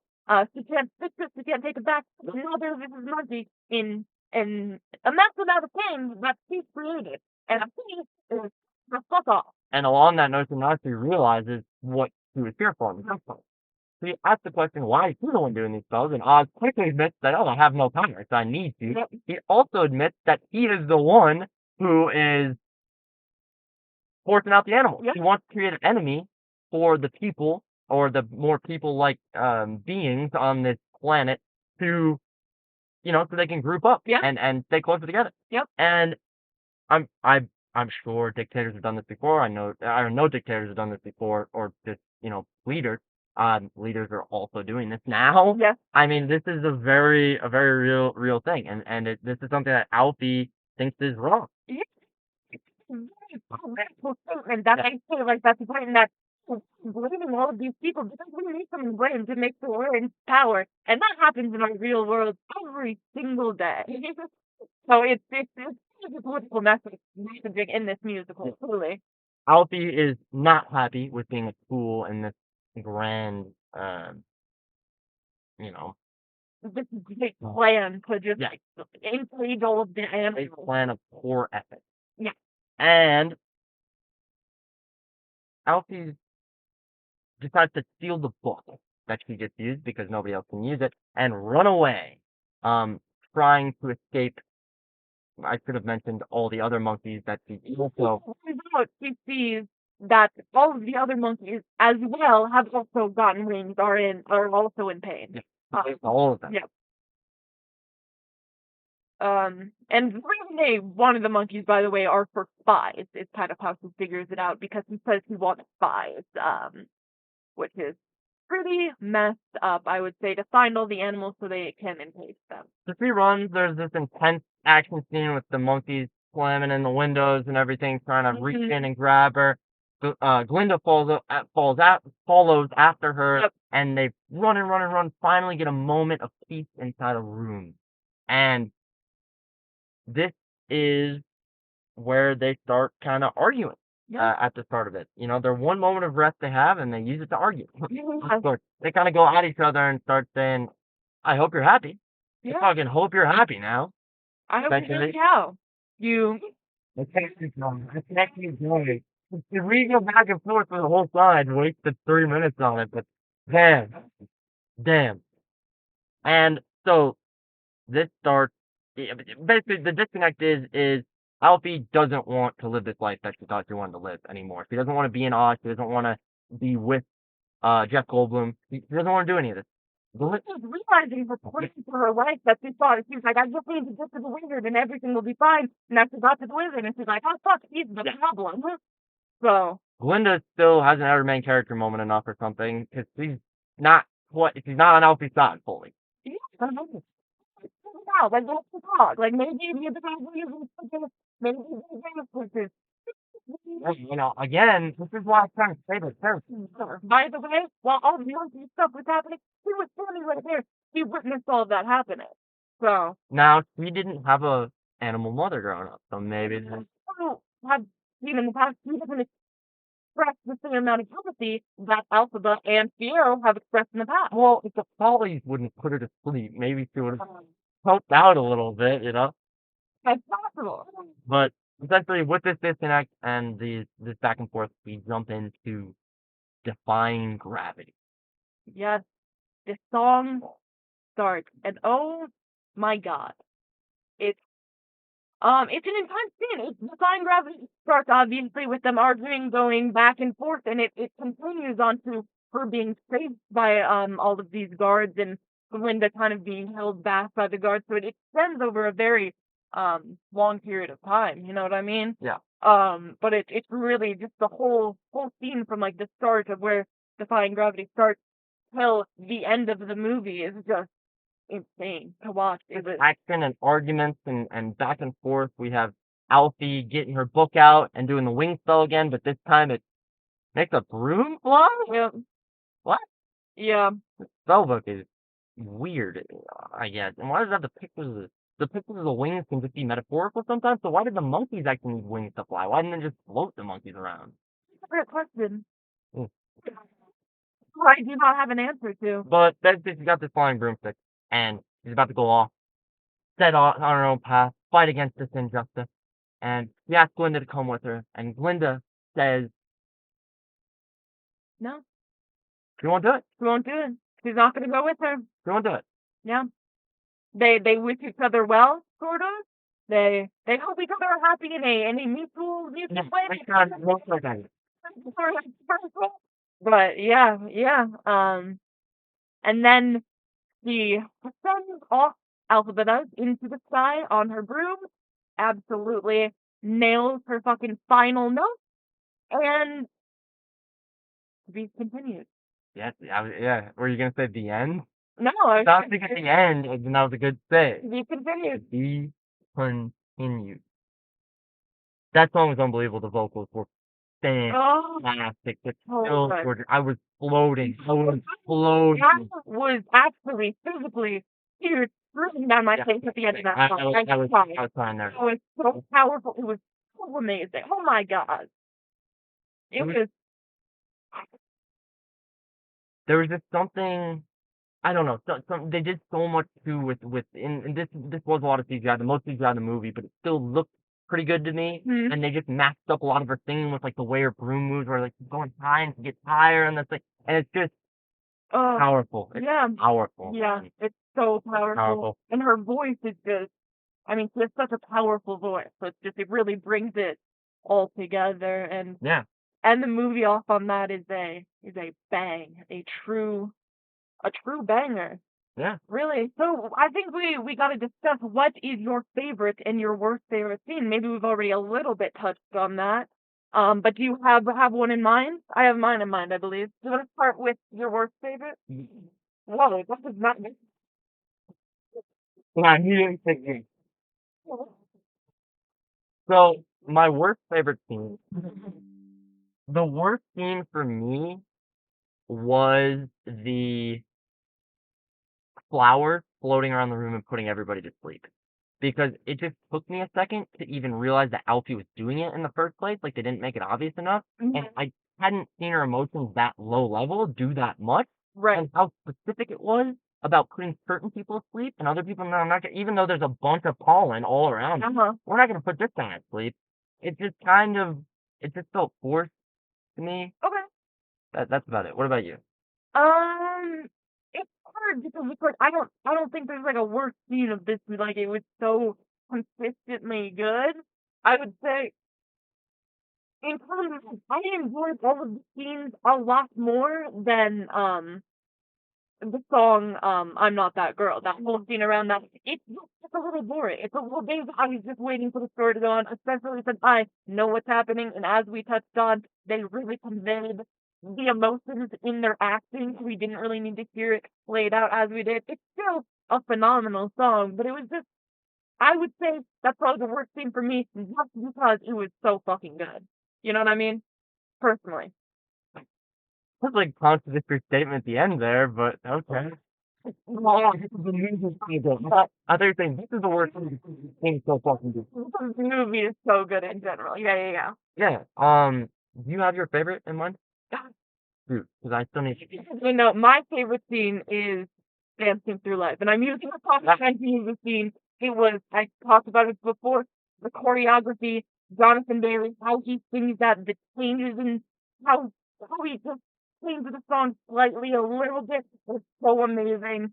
Just like I said, opening the books with the feet and standing and dancing with them was just beautiful. All of the moving parts, and then it was just that specifically Dancing Through Life in the library, I would say, is my favorite scene. It was so I got teared up at it because it was just scene like it's not one of my favorite like maybe Broadway songs like all time. Something about seeing it just done so well on screen just really just brought tears to my eyes. It's like I'm so glad that I could see it in all of its fucking glory. You know what I mean? They can put you anywhere with that camera, man. Yeah. Much better than watching a bootleg. Yeah. That's or going to see the show like you did. Okay. Yeah, I think for me then, it's gonna be. I feel like there might be a couple just kind of like smaller comedy scenes that I am missing, but it has to be when they first walk into Emerald City during One Court Day. Right. Yeah. They capture the magic of Mhm. what I could even imagined the Emerald City to be. Right. It was more than that. It was so alive. It was so alive. And just walking in and looking was. around and just, immediately being engrossed in this like very complicated dance and like all this kind of, and it wasn't cross-cutting between scenes, but quick switches between what they're Right. doing. It was just like, what a way. It was almost like a montage, to just like build this city. And it Mhm. felt alive. It felt big. It was awesome. Yeah. That was my favorite. This movie's been perfectly. Do you want to start tackling all the technical and cinematography? Yeah, so um I was a little light on my notes for a lot, so a lot of my technical notes are a little bit less this week. But the biggest one that I wanted to bring up is the practical effects versus the CGI in this movie. Mhm. So it is mainly practical. So all the practical sets were built and supplemented with CGI rather than filming on green screens or blue screens. Oh wow. Everything that you see is actually real, Oh my god. despite the flying scenes and the times where it obviously couldn't be. Of course. But if they could make it, they did. That's And wonderful. they did this to the extent that they planted 9 million tulips to build, the flowers along the yellow brick road or whatever it was, or somewhere behind the Munstonville, town. 9 million tulips they planted Oh my themselves. god. Like, this is insane. And so the director, John M. Chu, he wanted the world of Oz to feel like a real place rather than a computer-generated background. That's where he went Wow. too far. So he cited the film Pleasantville, which I haven't seen. Have you? No, I have not. And The Truman Show as influences on on the set. Interesting. Truman Show, no, I don't get what you're saying at all there. Um. Like, because it's so enclosed and it's fake for a reason. Right. This is, in fact, like the opposite. It was like Yeah, feels like an AI generated yeah. like world, you know? It seems weird, but I don't know. It thematically portrays the land of Oz beautifully. Um, so sets wise, all I like really want to talk about quickly, I think Yeah, we talked a lot about the we library did. like Yes, set. we did. I just quickly, and we talked about the Emerald City enough. Kind of they were using the blend of CGI, and practical effects, with that too. It's like CGI animals and things. But the little sandbox that Jeff Goldblum has, which is the model of the new Oz, Yes. that for me was such a cool scene because knowing that there's no green screens and watching Jeff Goldblum go behind the curtain and silhouette perfectly move around the moon and things, it was just so cool. I loved all of the props within that how he was like picking up different things as he was like walking around the model. Like he picked up like a building and like turned it around and put it over there. You know what I mean? Like all of these different things that were just really, really great. Before you continue on there, I do want to touch a little bit on the characters. Um, so I think just in general, from my perspective, I said this to you as soon as we got out of the movie, but every single like actor that came up, I was like, wow, they're the perfect person for that role. When Ariana came up as Glenn, I was like, wow, she's the perfect Glenn. When Cynthia Erivo came up as Alpha, wow, she's playing Alpha perfectly. Jonathan Taylor came up, you know, fucking perfect. He's playing the character perfectly. Ethan Slater is absolutely perfected. It was every single character just played it to exactly what that character is, and it was so perfect. It's so great when something in my mind and what I have seen just really just like pans out onto exactly as I want it to, you know? The general public, who cares what exactly what my brain wanted it to do, and that's what it did, and I absolutely loved that. Like I think it was wonderful, really, to just be able to watch just all of these actors do these roles that have been done by such iconic people um just so well. Just it's so hard to do that. You know what I mean? Because people know Wicked. People know Wicked so well. They know the characters. They know exactly what personality traits the characters are supposed to have. So for them to be able to absolutely nail it just makes me so happy. And obviously, the movie wouldn't be a success if they weren't able to do that. So I'm really glad that just the character that I saw played their character absolutely perfectly. And that's really most that I have to say about the characters in general. Yeah, we didn't quite explicitly mention who's playing who Oh yeah. in these roles. But do you have anybody who was initially casted for these roles? Yeah. I don't have any one that was initially casted. I do have some of the information of who auditioned for Alphaba and Glinda. Sorry, that's what I was trying to ask. Yes, so for Glinda, Dove Cameron also auditioned, Mm-hmm. Amanda Seyfried and Renee Rapp as well. Is it Cypher? I have no idea. I could be saying it wrong. Dove Cameron I would like to see wouldn't have been as good as Ariana. I believe, I'm not completely sure on this, but I'm pretty sure she has played Glinda before on Okay. Broadway. Yeah. That's Yeah. You said, yeah, I think that's right. She's an insanely talented Broadway performer, Dove Cameron is, so she could have done it. But I think, like, after watching that, I can't even think of anyone else, like, in that role. Ariana Grande just fucking killed it. Now, there wasn't, what I saw, for, Alphaba was people that were up for that. I heard Samantha Barks, who is, you know who Samantha Barks is? No, I don't. We were looking, oh, in the We Move movie, she's Ebony in that. Oh. So, you know her from that? Yep. Insanely talented. Yeah. She would have been great. Anna Kendrick was also apparently up for that. Anna Kendrick? Yeah. They should have cast Anna Kendrick. She was really smart That's to cast a black woman in that role. Yeah. When it's really, we all know that the green is representing like black people in our society. We know that. Yeah. I'm really glad that they did that, personally. Amanda Seyfried would have been interesting because she has pipes too, right? Again, she's really talented. Yeah. That's another one I would like to see. I can't compare and contrast against the people who are on stage though, and obviously stage acting is a lot different. Right. But I do think that adds kind of an extra layer of depth to this for you. Yeah. Um. Yeah. It's really interesting. I think. I don't know. I just think it's like before I was like, I don't know, maybe I think this person or this person should play the role. Now I'm like, they all did perfect and they should stay exactly right where they are. Love to be in that stage. Love to be in that stage. I do having a cinematographer, but I did want to talk a little bit about the costumes. I feel like I haven't really touched on that. Only thing that I really talked about was the women's dress in the beginning when she comes in the bubble. Was the beautiful, sparkly pink, the flat school dress that was gorgeous. But really throughout this, the costumes are fucking carrying through the entire thing. Everything Linda's wearing is so on point. Is like so.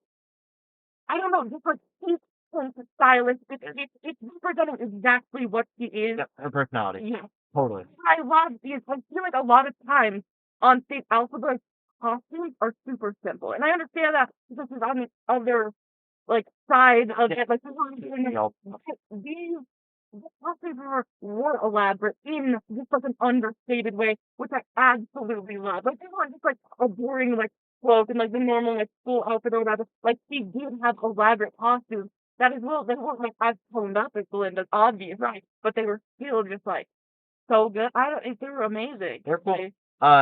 I really liked how like a lot of the costumes has like kind of an extra layer to them, where a lot of the times the girls kind of lift the skirt up and be able to dance a little bit better, you know. So it was like, the skirts kind of weren't like all the way around, so like kind of fitted to their legs. Yeah. They were just more kind of flow, which I really like that as well. I also have here that the Paul Tazewell, who's Alphaba's her dress is designer. Uh-huh. He described it. I just want to see if this means anything to you. A Jean-Paul Gaultier collection, with a Gilded Age.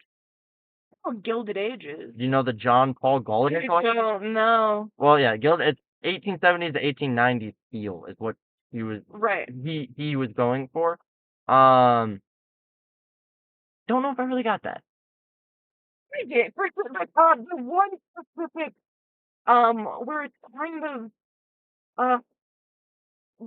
right, Belinda's telling her in popular things, and then it's kind of like moving with the wand, but is unable to. Try with some elements with like. Yeah. Oh, yeah, not of course. Little Women. But like buns, yeah.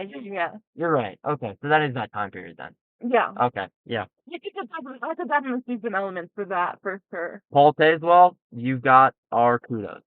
There you go. Wonderful job, Paul. Great job. That's pretty much it for what I have for technical stuff. Unfortunately, in the future I'll have a lot more, but also we're already run along on time. I quickly want to mention that Ariana Grande has strabismus. Did you look that up? If that's strabismus, which is some sort of condition with her eyes. Strabismus, and it, for whatever reason, it must cause her eyes to drift or something because CGI, a lot of the CGI that was used in this movie was used on Ariana Grande's eyes. Oh, yeah, it's core eye muscle control. Core eye muscle control. Oh, really interesting. So when we watch it again, we can really look close at her eyes and see if we can see when they're CGI'd over. Because that is a whole nother level to how impressive she did. Or Right. maybe give it up to the graphic designers. Right. They're not graphic designers, but the CGI people on it. Yeah. Because the eye is a lot of that. And Yeah. you know, some people act more with the eyes, some people less. But I really felt like she was acting with her eyes a lot. And the fact that it's CGI'd over is kind of crazy. Yeah, absolutely. That is crazy. I had no idea about that. That was something Yeah. that I did not know at all. Yeah, I didn't know. I wonder how many things that affect her. You know?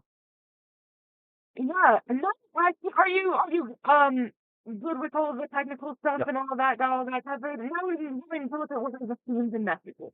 What were the leading messages of that movie? Now, I was saying this to you before we started the filming Yep. that the theme and message in the first act of Wicked versus the second act are drastically different, I would say. Interesting. Yeah, the main themes I think we're getting from this one was obviously friendship is kind of an overall theme, Absolutely, yeah. and the strengths and weaknesses that brings. And then I think standing up for what you believe in was one of the willingness to stand up for what you believe in, no matter what other people are saying. 100%. That kind of covers a lot. Yeah. Yeah. That, Standing up for what you believe in, and then friendship, I think, are the two main themes of this movie. And also maybe like, you know, you couldn't idolize somebody you haven't met. Could be another kind of thing. I guess that's more of a lesson. Yeah. But it's, you know, that's Put in there with a big part of it is you know, this big expectation for what Oz was. Yeah. And Oz and Morrible as well were not that. Right. Yes. So. Absolutely. All right. Next, the best role. So I do have what the main cast was previously in. So I want to discuss and see, in our opinion, I don't know how many of these people can discuss how many things we've seen them in. What was their best role? Is this their best role that they have done? I think starting with Ariana Grande, I would say this is Ariana Grande's best acting role. I've only seen her in her Nickelodeon stuff, so. Hairspray Live? Oh, I did see her in Hairspray. Yeah. But I would. Can I go up here with a theatrical release? Because she was really good in Hairspray. She was. I'd have to watch Hairspray again. She was, I would say. I think this is her best role, absolutely. From Cynthia Erivo. Cynthia Erivo obviously was on Broadway in The Color Purple, the revival of that for many years, won a Tony for that, as well as was in the film Harriet, which I personally have not seen. I don't think see. I don't think either of us can really speak on that if that was her best role. So for us, that was her best role. Well, she still was in The Color Purple, and she did win a Tony for that. But that is a musical, so movie-wise, for us, we would say it's her best role. But we have not seen Harriet, so keep that in mind. That is obviously a very good movie that was nominated for a lot of things. Moving on to Jonathan Bailey. I don't know if you've seen Jonathan Bailey and anything. The main thing I have him that he was in was Bridgerton, which I love Bridgerton. I've seen that show.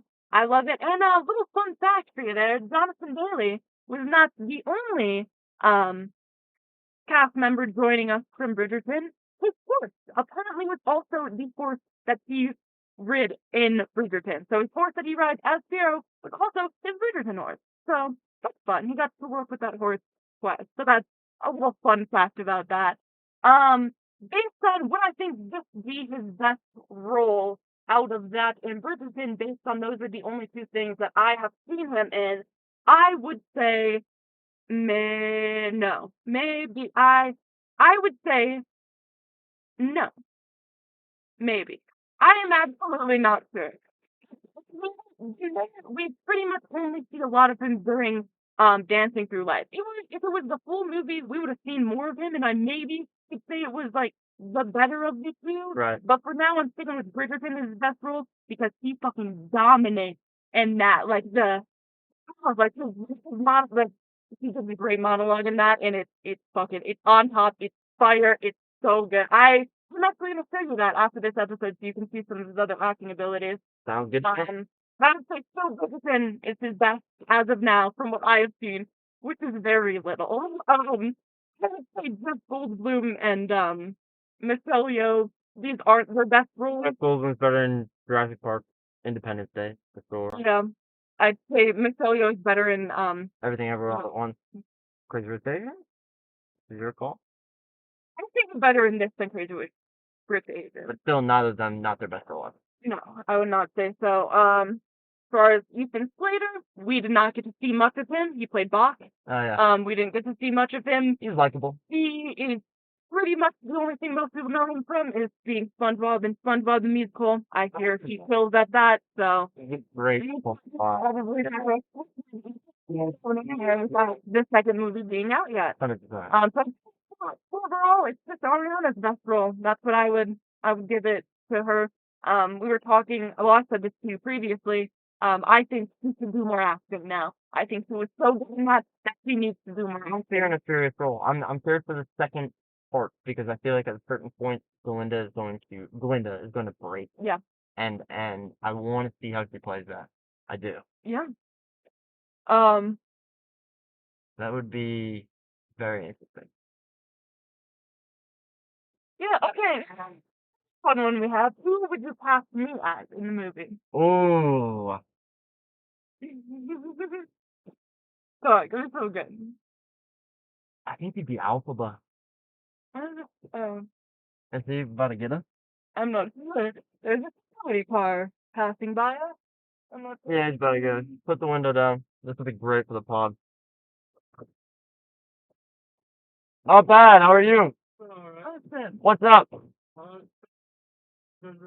We're actually filming a podcast right now. Look at that. Oh, sorry.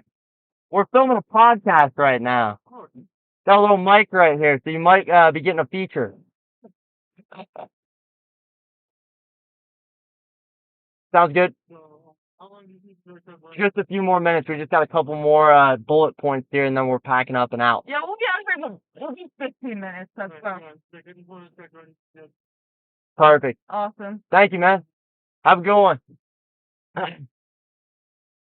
And back to your regularly scheduled program. I hope I know it won't because of the mic, but I hope his voice picks up because that was just great. If that's only one side of it, I'm gonna be so sad. I'm gonna be so sad. He was so nice. Once it was more similar to our age, I knew we were silly. Yeah. Even though more closer to a wedding. Keep that in mind. Okay. Well, I'm gonna one was fucking late. It took a long time writing my stuff. What were we on? Oh, past you. I think you're Alpha. Thank you. Because to be honest, because you're somebody who blazes their own trail, and I cannot picture you playing. Not that I'm catching based off of your actual abilities, but like if you're on stage, or you were in a movie, I could not see you portraying. No offense, Belinda, like she does. Yes, I can I see agree. totally playing the more, harder Alpha. Yes, if I could get down defying gravity, I would play fucking. I would for sure do it. My voice isn't hot, but I absolutely love it. I would personally guess it. I just haven't just about you. Here. No, I know.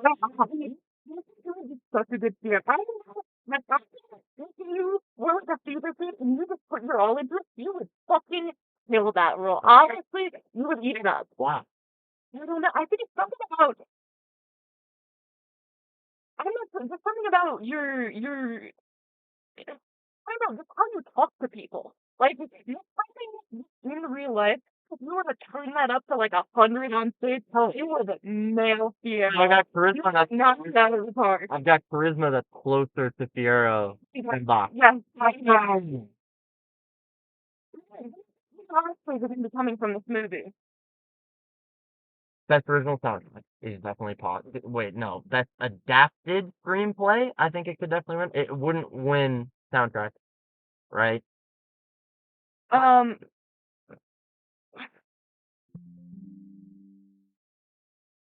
The battery's running low. That's alright. I think. Look, I think it's possible. Like, costumes could be up there. Like, they could be nominated for a costume award. Possibly sets. I'm not exactly sure what exactly the Oscar awards are, but Adapted screenplay, I know, is a big one, and that. oh yeah, So there's like, best picture, best actor, best actress, best. I don't think anybody. Costume design could be up. Costume design possible. Yeah. I don't think it's got a best picture. No, I don't think so. Although the slate of movies isn't great for best. I guess no, there's a couple like that Ralph Fiennes Preach movie that's looking like a best. Yeah. Yeah, we'll get further into that when we have more time. We'll with other movies. We're gonna go deeper in the Oscar. Yeah. Really, I think adapted screenplay is gonna win. Absolutely. This is an adapted screenplay. Mm-hmm. I don't think anything. Another one that they could be up for. You know what I mean? Yeah. But yeah, I don't know. I think that's it for all of our. Yeah, the last thing we have is just critics really fast. What did the critics have to say? And I have two right here, just a couple short ones, real fast. Too good and too bad. For the bad, Grande and Arrivo bring a welcome sense of humanity to a film that is often devoid of it, as two treats it like a product to be sold rather than a story to be told. Disagree. I think it was just world building for us to be more engrossed in the world, not to sell merchandise. I would absolutely agree. Yeah.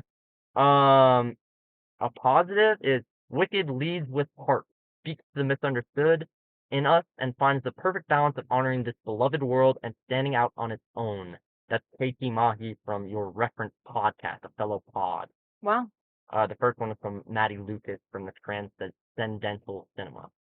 The second bad one is Corey Woodruff from For the Win of USA Today. He says, it's not bad, but it's deeply frustrating to imagine what could have been with a more careful approach. I'd be curious to read the full reading on that.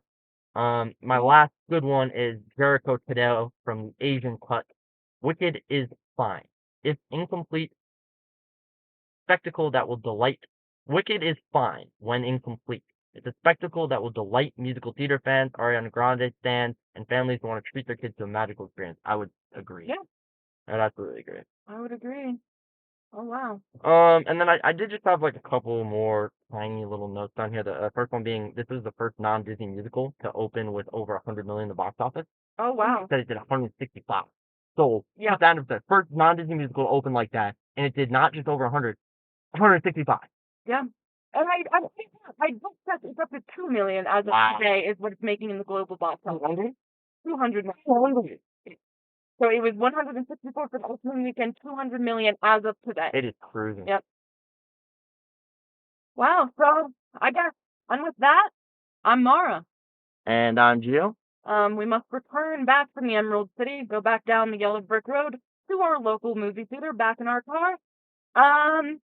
Yeah, that's it. Actually, that's not it. Alright, we forgot to do our ratings and announce the movie we are going to be watching in 2 weeks prior. Yep. So, first up, our ratings of Wicked. So, Gio, we are doing out of 5 stars, and we are doing decimals, so we could do like a 3.1, a 3.2, a 3.3, so on and so forth. So what would your rating of Wicked be? Do you have one in mind? Do you need to talk it out? I do have one in mind, even though we've waited quite a while, and we've waited to the point where our audio quality is this much better. Yep. But it's not as good as it's going to be still. I still haven't quite made up my mind on what exactly my rating should be, but I think I have a range. So hopefully as I talk this out, I'll come to it. For me, somebody who doesn't like musicals, and this was really my... What? I like musicals. Crazy statement. No. I like musicals, but, I mean, not nearly as much as I like other movies. And I normally don't go to the theater for musicals. I mean, I don't think I ever have before. I think we should start doing that, though, personally. Yeah, we should. I mean, after this, I would like to. But this is my window, into that world. And I feel like everybody just did a great job. I mean, it really captured what I kind of expected Oz to be. Is the land called Oz? Be so for real right now. Is the entire land called Oz, or is it like... Yeah? Yup. Okay. I'm sorry. That was mean. No, you're quite alright. It was for what I expected, it was much, much more. And I was so excited when I saw the uses of practical sets initially, and I was so impressed with every single actor and actress right off the bat. I mean, absolutely. Even with our volume problem, I had chills all the time from the music, and I cried multiple times, or a little bit, not like streaming, but teared up. I did cry multiple times, and it was amazing. There's a couple things for me that brings it down from that 4.8, 4.9 range, and this is for a musical, which could factor into our ratings in the future. But the main thing is, I've never experienced the second or third act of Wicked, and I know who Alphaba's dad is. And unless it's the largest red herring in the world. And for me, I that just really... I mean, I didn't even hear Jeff Goldblum's voice at the very beginning when he was singing in No One Mourns the Wicked. And just the way they're hiding his face, and some of the lyrics during Sentimental Man, it made it very, very obvious to me, and it could be the craziest. In part 2, I might have to bump my rating up, but for me that hurt it, and also the fact that I felt like the animal story was not drawn out enough. I wanted to I knew the wizard was involved, but I wanted there to be a little more with that. And there probably will be in the second act, so, it's hard with the part 1. But I'm going to sit this at a 4.6. Wow. Yeah, so I would say for me, just to kind of piggyback onto all of the good things that you said that I agree with, as someone who knows the musical, I just think all of the characters, and I said this multiple times, were just so perfect. Everything, I feel, was exactly what it was supposed to be as Wicked. That's how I felt truly through the entire thing. Ariana Grande was just the perfect Glinda.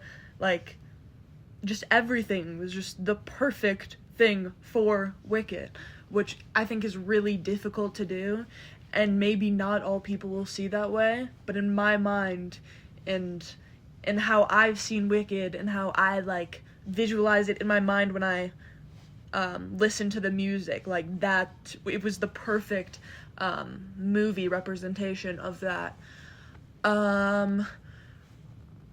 I do have a few downsides that I actually will not be able to discuss right now because Gio has not seen the second act of Wicked. Would you like me to go in the other room so you could talk about it? No, it's fine. I'll bring it out whenever next year when we do the next Wicked episode. John? I'll bring them up. I think anyone who's seen Wicked, I think, might have a few of my same concerns. I think they're the common ones among the theater community, but still just very minor things, and still just so amazing and so good. So with that said, I still don't know. I'm gonna be rating this A 4.6. Nice. Wow. Same level? Same level. Wow. It was really I was Interesting. gonna put it at a 4.5, but after you explained all the good things about it, it kind of nudged me to the 4.6. It just, I mean, I think that's it's interesting because, you know, for me, that being my introduction to Oz like that, well, not my introduction to Oz necessarily, but in that world, Right. it just like it brought so much, and I'm surprised that for you it didn't like bring it up, and I wonder if there's something about the stage show that, you know. No, I'm thinking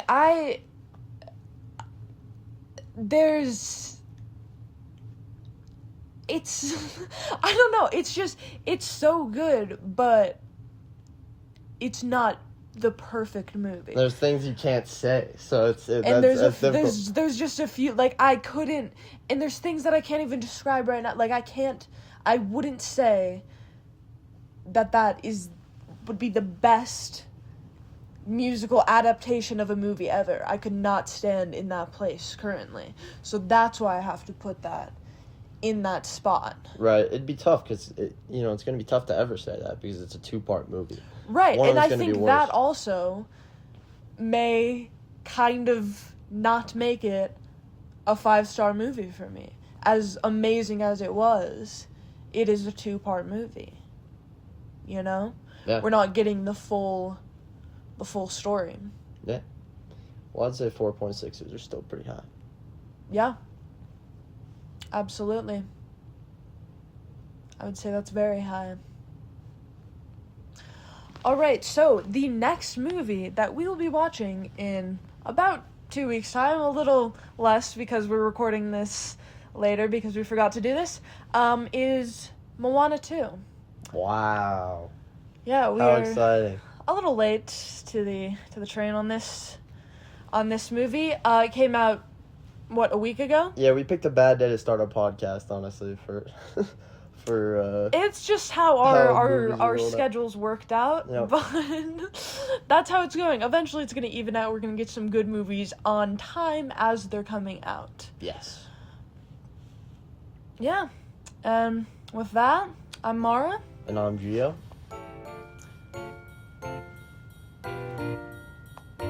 I'm sorry, I forgot what I was going to say.